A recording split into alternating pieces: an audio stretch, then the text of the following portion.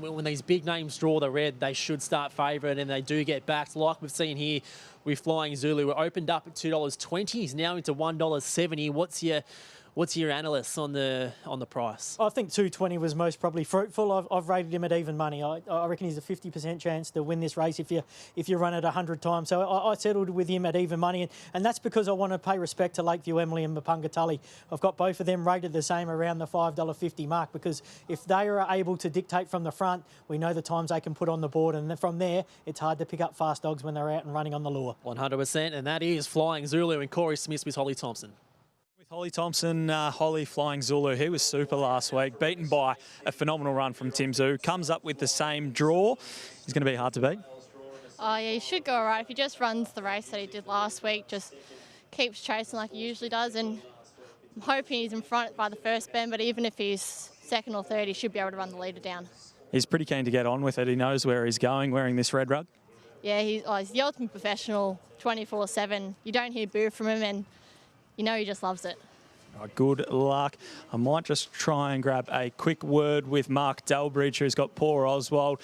Mark, he's a Group 1 winner up at Wenty Park. His last 2 runs at the Meadows probably hasn't had that much luck.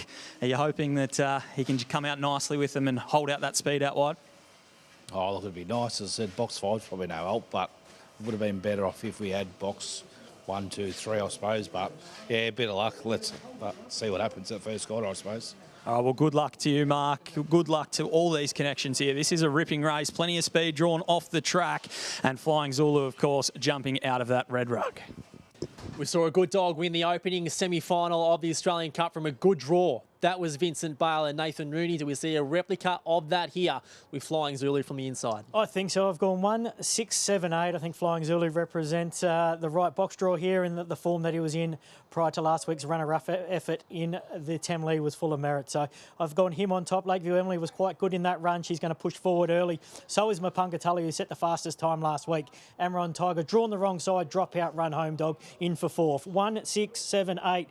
Heat number 2 of the Australian Cup Series. Yep, indeed. And as I mentioned before, the top 2 from each of these semis will line up in the Group 1 final next Saturday night. Let's get up to James Vandermark.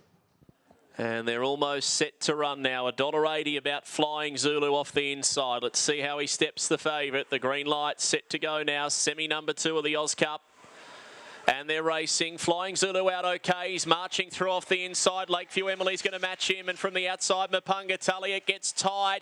And Mapunga Tully's going to come over and lead Flying Zulu, who's all out chasing now. A length and a half to Amaron Tiger on their tail. 4 to Kiwi J. A length and a half, Poor Utility. And then Poor Oswald. And Werrispale back at the end. And Lakeview Emily tumbled. But it's Mapunga Tully leading Flying Zulu, who's trying to dig deep. They won't catch Mapunga Tully. Once she leads, she wins. Mapunga Tully into the Oz Cup with Flying Zulu a gallant second. Third Amaron Tiger, and they got away to Kiwi J, Poor Utility, Poor Oswald, Werrispale, and last Lakeview Emily after a tumble, 29 and 79. The time there, Mapunga Tully.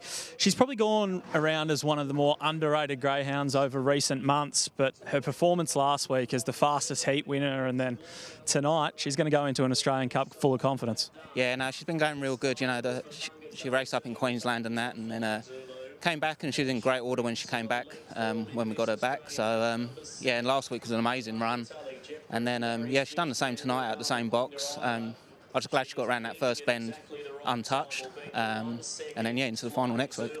She had to be tough. There was a wall of them inside of her. She managed to punch around them. But is box 7 the sort of box that you want? I know she's won last week. I know she's won this week out of it. Would you rather be drawn inside?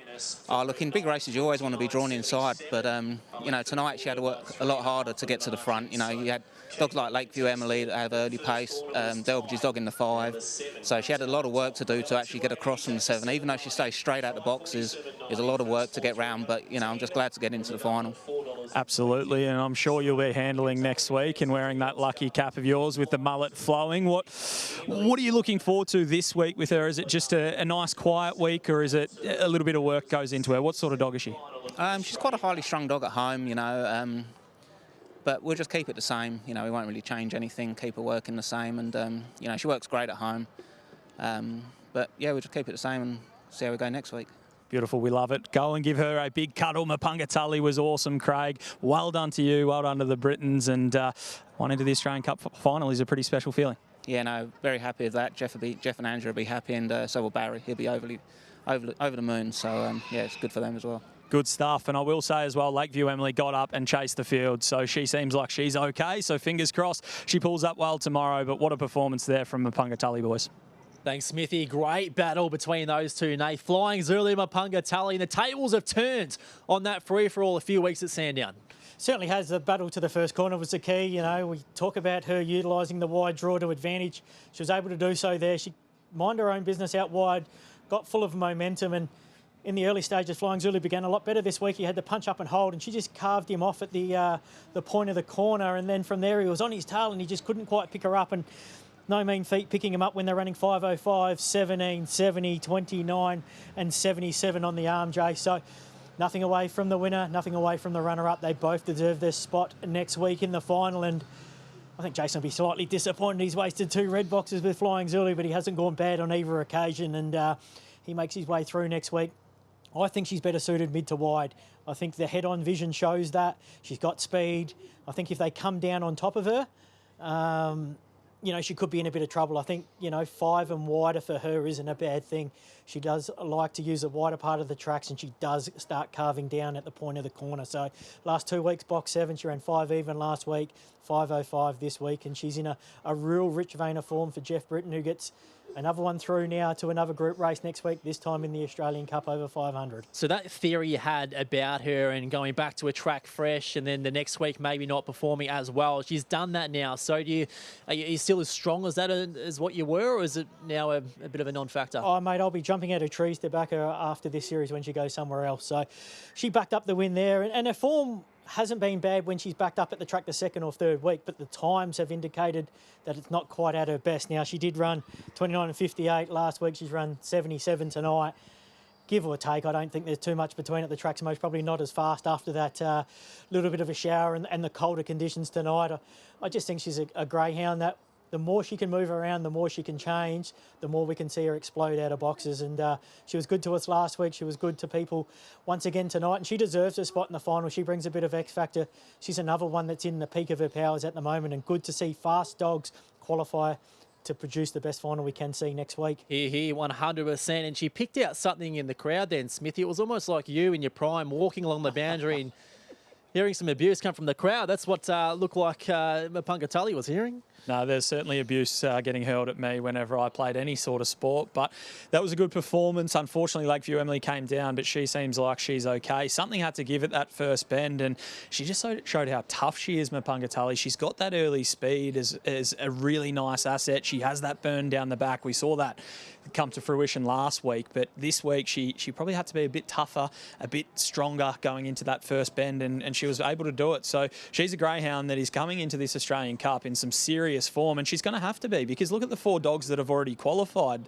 You've got Vincent Bale and Zipping Hopkins in the first heat, and then you've got Mapunga Tully and Flying Zulu. We're only halfway through the semi-finals, and we've already got an absolute ripping Australian Cup on our hands. Yeah, 100% right. And the next heat is possibly one of the strongest as well. Smooth Plain, Deadly Avenger, Hotel Whiskey won, and last week's Tem Lee winner in Tim Zoo. We'll take a quick break and back to preview the 3rd semi-final of the Australian Cup.